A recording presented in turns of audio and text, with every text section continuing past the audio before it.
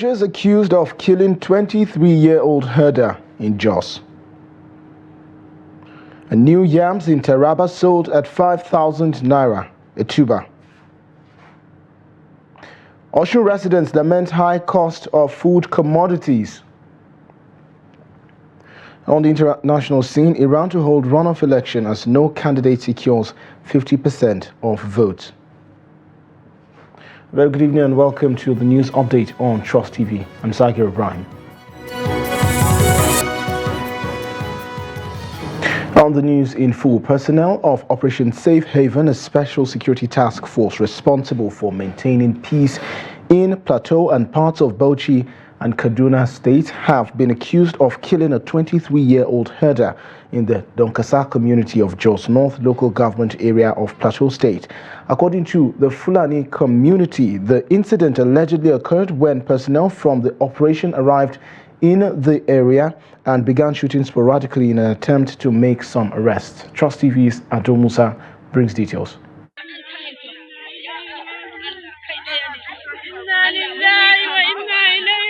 The Fulani community in the area said it was sudden to wake up to the news of the killing of Abubakar. The herders alleged that security personnel had at different occasions come to the area and shot at their members indiscriminately without any justification, describing the killing of Abubakar as unjust.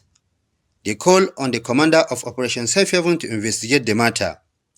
The parents of the deceased expressed dissatisfaction over the incident.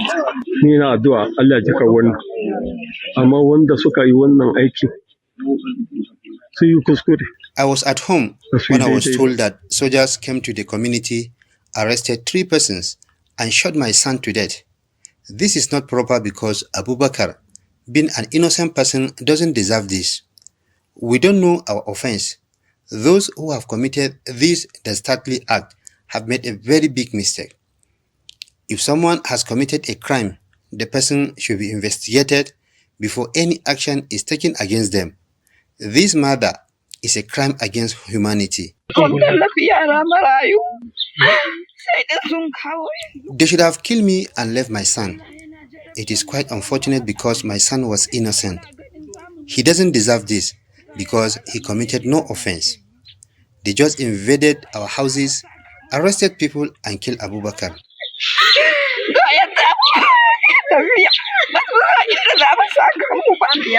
The incident is very bad. It's very, very bad. It's very, very annoying.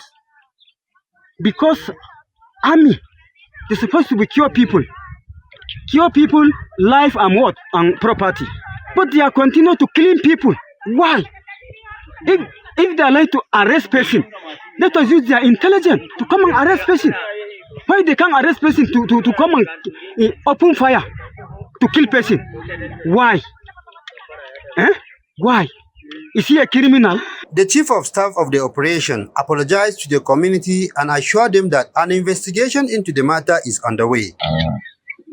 I want to say that the GOC expressed its condolence to the immediate family and all of us, because any loss of anybody is everybody in the community. So it's the Almighty grant us the opportunity to bear the irreparable loss. So it is quite unfortunate this incident happened, but the GOC has already ordered immediate investigation of this whole thing. And I want to assure all of you is that whatever happened, the person or whoever is involved in anything will be punished appropriately. Meanwhile, the Fulani community in the area has been called upon to remain calm, as the leadership of Operation Safe Haven has assured that it will do everything possible to bring the perpetrators to justice. Adol Musa, Trust TV News, Jos.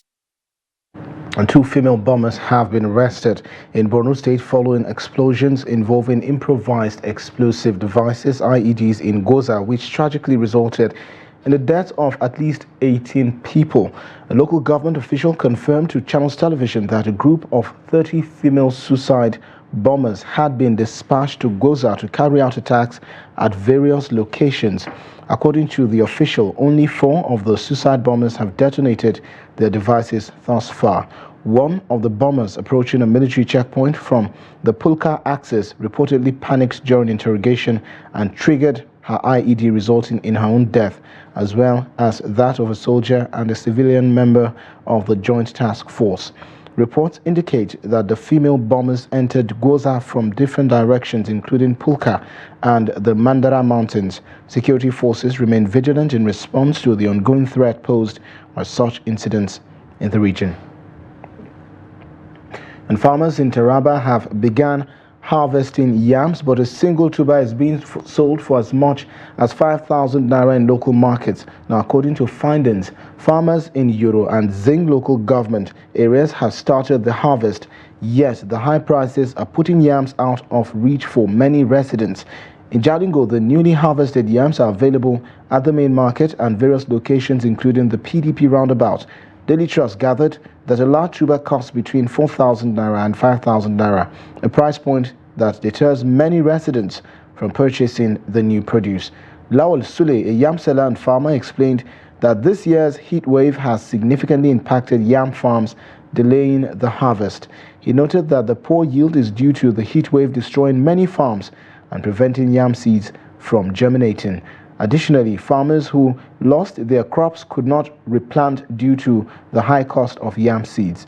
Sule further stated that the late arrival of rain has also delayed the growth of yam plants, resulting in a reduced yield.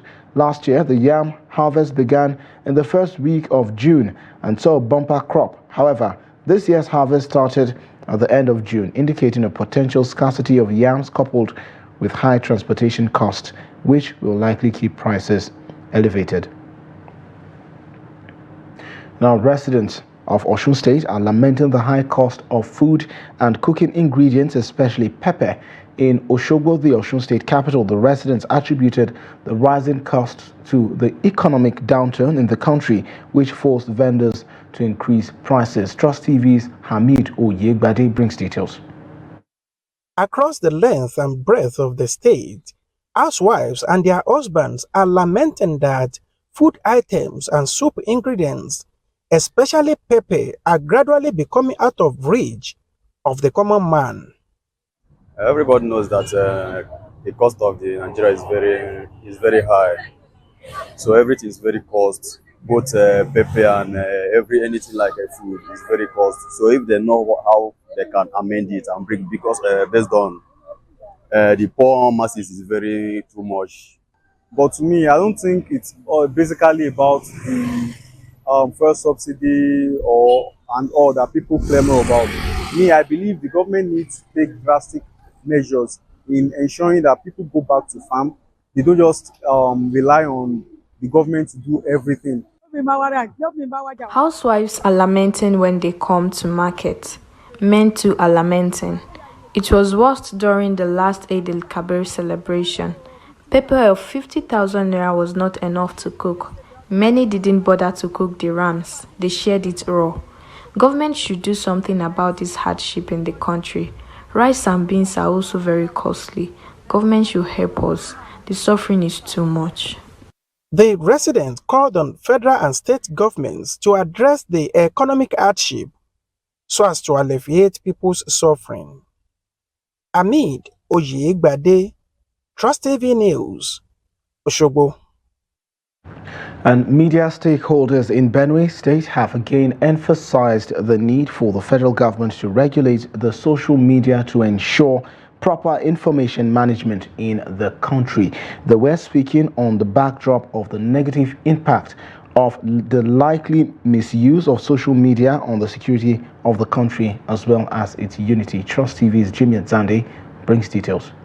According to the media stakeholders, in spite of obvious challenges, the legacy media has continued to maintain some appreciable level of consistency and professional ethics. Media industry is characterized with different obstacles, hurdles here and there. In the course of doing this job, of course, you know that you are stepping on the toes of some people that insist that certain things must be the way they choose to look at them. The media in Nigeria, they have done very well, given the circumstances that are surrounding them. I believe that we need much more to do this. And the government needs to remove her hands on issues that can help the general public. The rise of social media and its influence in the country, as well as citizens' television services, experts see, are developments that need close monitoring by the government. The space is unregulated, and because it is not regulated, everybody is an author, and then every kind of information is flying over there, and so it's difficult to regulate. It's difficult because can we say there are channels that are teaching cultural values? There are sites on social media that are dedicated to teaching cultural values. That's one point. Will young people be ready to patronize such sites? That is another point. Information, especially informations that borders on the integrity of the country, the national unity, or that are likely to create tension, should be regulated. When it's put on the social media, or the practitioner should be guided properly and educated on certain informations they need to put out there or not to put out there. On the whole, the stakeholders agree that social media, if regulated, can enhance communication that promotes national cohesion and development. Jimmy Azandi, Trust TV News, Makurdi. And operatives from the Drainage Maintenance Department of the Lagos State Ministry of Environment and Water Resources are actively engaged in the ongoing evacuation of silts and removal of structures that contravene regulations to mitigate flooding in the Alpha Beach Road area. Commissioner Tokumbo Wahab of the Ministry of Environment and Water Resources shared this update via his social media handle.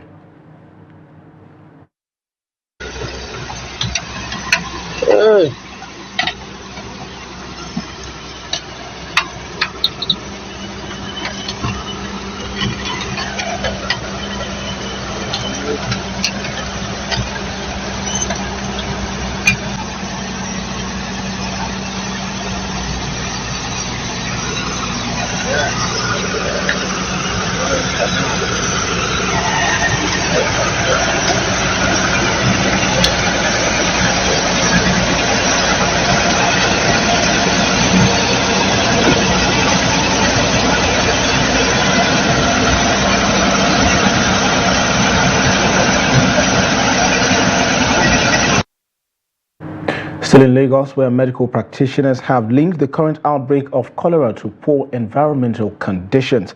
According to the Nigerian Center for Disease Control and Prevention, the outbreak has hit 32 states with over 1,500 cases and 51 deaths recorded. Victoria Tokolo spoke with medical professionals and residents in Lagos State on the current outbreak.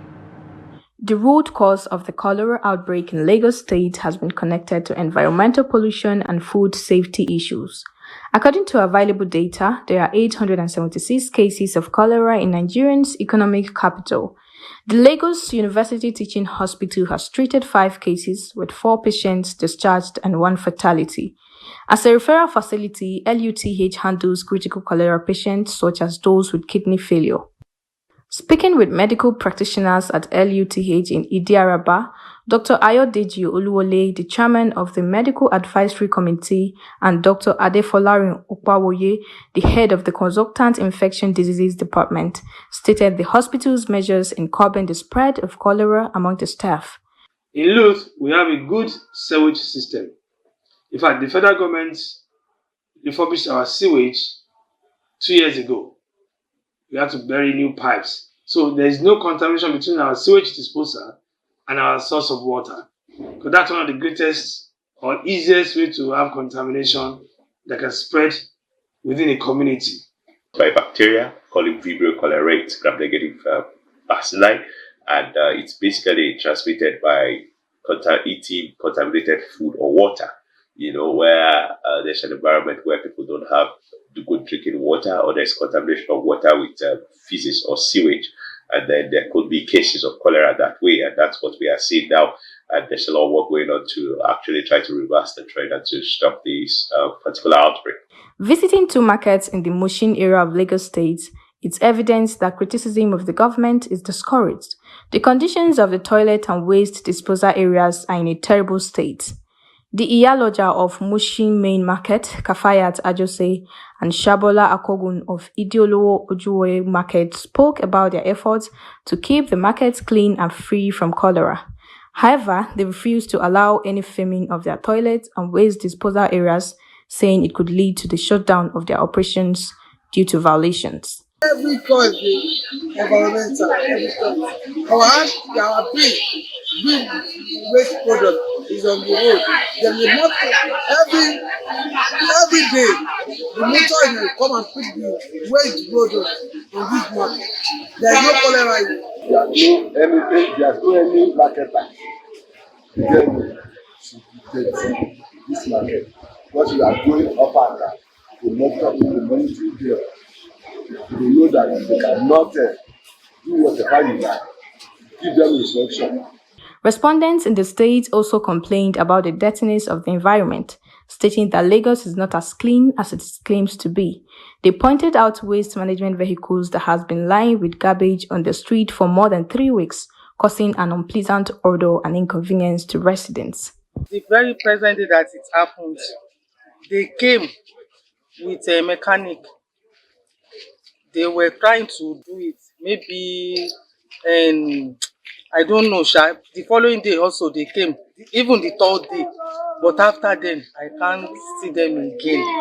And I think they're supposed to have come and carry it because of dirtiness of the street and all these diseases, cholera and etc., etc. Nigeria, Africa's most populous nation, is presently battling with the outbreak of cholera, a food and waterborne disease that is ravaging the country. The outbreak comes at a time when the price of sachet water, Nigeria's most common and cheapest source of safe drinking water, went out of the reach of the masses. Prices of sachet water recently hit the rooftop, with retailers selling a bag for between 300 naira and 400 naira and 1 or 2 sachets for 50 naira depending on the location and temperature of the water bag. And the Jigawa State government has announced its plan to provide free medical treatment, including dialysis to kidney patients at 5 health facilities across the state. State Commissioner for Health, Dr. Abdullahi Kainwa, disclosed this during a briefing on the resolutions of the State Executive Council meeting. He revealed that the government has approved contracts for establishing dialysis centers at Dutse and Ringim General Hospitals. The installation of dialysis machines and other equipment is already at an advanced stage in Hadejia, Kazore and Gumel General Hospitals. Dr. Kainwa emphasized that this new initiative is part of Governor Malam Umar Namadi's 12-point agenda, which aims to ensure access to healthcare services for all residents of the state, regardless of their social and economic status. This is the news update on Trust TV, coming up shortly. Bayelsa ball juggler breaks unusual skills record. This story and of course much more when we return. Do stay. Attention loyal readers, exciting news coming your way. That's right.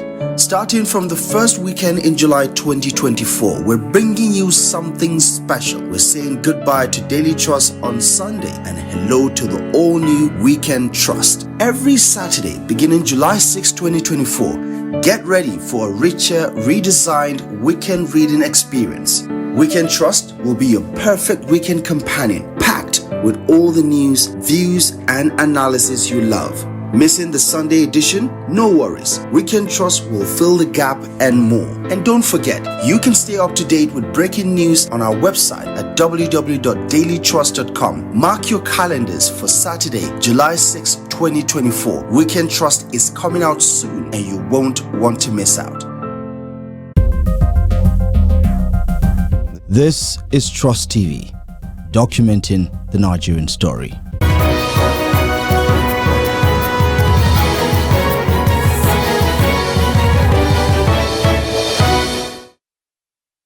Thanks for staying with the news update on Trust TV. Now, recap of our top stories again. New yams in Taraba, soldiers rather, accused of killing 23-year-old herder in Jos. And new yams in Taraba sold at 5,000 naira a tuber. And to more stories now, Bayelsa-born football juggler Tony Solomon, popularly known as the Ball Boy, has broken another Guinness World Record by swimming with a football on his head in the Yenagoa River on Saturday. Solomon achieved this feat by swimming with the ball on his head for 37 minutes and 23 seconds, surpassing the previous record of 23 minutes and 3 seconds. Trust TV's Friday, Ebimoboy Peter has more on the report. Speaking shortly after breaking the new record, Tony Solomon thanked God for the feat and advised other talented youth to be focused in pursuit of their God-given talent. Talent is something that you cannot hide it. You cannot hide it. You know, I've been doing this thing for years. Like I said, I need encouragement. When I see encouragement like this, I will do more. Like after this record now, I'm going to walk on top rope. I'm going to walk on top rope while the ball will be on my head. That's my next record I want to break. So because I have so many records to break, so many. So I'm very, very happy. I just wanted to tell our youth and people out there that if you are so talented, showcase it out. The world will celebrate you. But first of all, I want to tell God thank you for today. A representative of Guinness and the referees, Chukwuebuka Ezoa and Otiti Richman, said Tony Solomon adhered to Guinness rules during the exercise. It's an amazing moment today. Tony Solomon set a new record for 37 minutes and 23 seconds today, swimming across this large river here in Bayelsa State. It's a new record for Nigeria, and we hope when we submit the evidence to Guinness World Record, they approves it on time. He entered the water, and then steadied himself on the water, then placed the ball on his head, and while doing this, his leg did not touch the ball, neither did his hand or any part of his body touch the ball. So he did that for a record of 37 minutes and 23 seconds. The Bayelsa State Commissioner for Youth, Alfred Kemepade, and his education counterpart, James Olimela, charged the ball boy to sustain the tempo. Bayelsa youths are record-breaking youths. Just want to encourage him to continue in this feat and take advantage of this moment to say we should continue in these very laudable ventures. And to reemphasize that we are not anything close to all those destructive tendencies that people will want to describe us with. This is what we are, the best of everything we do. To balance a football on your head just for a minute, then you know what I'm talking about. He does a lot of crazy things with football. He dances with it. He can wear a shirt with it. He can use his toe to keep the ball rolling. So those are qualities that are very, very rare. So when you come across something that is rare, the best as somebody who is progressive will do is to give him all the support. And today we are here to give him the support. And I pray that by the time the Guinness Book of Record will get the record from today, we'll come back with a very positive result. This is the second Guinness Book of World Record the Bayelsa-born football jogger is breaking. From Yenagoa, Friday, Ebimoboy Peter, Trust TV News. An astonishing feat there indeed. Congratulations to the ball boy. And elsewhere, Muslims in Osun State have commenced the new Hijra year celebration with various activities. The president of Osun State Muslim community, Mustafa Adeleke Olawi, said activities to mark the new Hijra year include a colloquium with the theme Economic Meltdown in Nigeria, Islamic Perspective and Quran Competition. Other events include a youth forum focusing on sustainable skill acquisition and entrepreneurship, a stakeholders forum, special Jumat prayers across the state, and a march past by school children at the Osogbo City Stadium on Muharram the 1st. And Tuesday, we are going for Quran competition. Quran is the heart of Islam. We want our children to memorize Quran so that it be continuous like that for the benefit of the Ummah. Wednesday, inshallah, we are, there will be a very interesting program, and that is the skill acquisition for our children and entrepreneurship. We are for some experts that will teach them You don't need to wait white collar job before you can become a man in this country. Nigeria needs a change for better. So we are going to ensure that our children, our younger ones, are not just being used for evil things. We are going to teach them skills that will benefit them in their life. And one person was killed and 5 others wounded in northeastern France when several masked gunmen opened fire at a wedding ceremony, police sources said on Sunday. Sources suggested that the attack in the northeastern city of Thionville was linked to a settling of scores between drug traffickers. The shooting, according to an AFP report, occurred at a reception hall overnight on Saturday to Sunday with around 100 people in attendance. 2 people were seriously injured and one of them was in critical condition. The perpetrators of the shooting have fled the scene. The assailants arrived in a 4x4 vehicle, probably a BMW, the sources said. It was not immediately clear where the vehicle had come from. Thionville is located close to the borders of Luxembourg and Germany.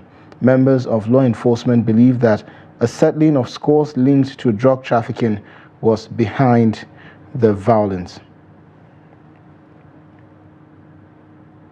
And an election spokesman has announced that none of the candidates in Iran's recent election secured more than 50% of the votes. Of the 24.5 million votes cast, former nuclear negotiator Said Jalili received 9.4 million votes, while heart surgeon Masoud Pezeshkian garnered 10.4 million votes. Consequently, the 2 candidates will face off again on July the 5th.